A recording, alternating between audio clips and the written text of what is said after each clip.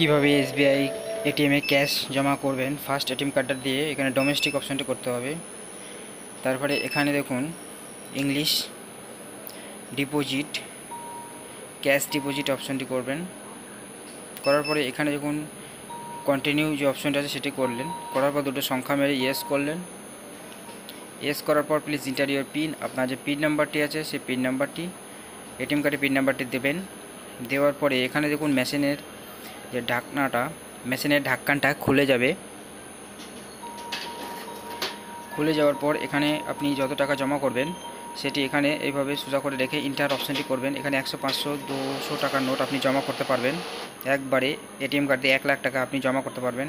এখানে দেখুন total amount কত দিয়ে দিয়েছে। এখানে কনফার্ম যে অপশানটি, কনফার্মটি ক্লিক করবেন। ক্লিক করার পর এখানে ক্যাশ কাউন্ট করে নিয়ে আপনাকে একটা রসিদ দিয়ে দেবে। দেখুন রিসিপ্টটা দিয়ে দিয়েছে, কমপ্লিট হয়ে গেছে।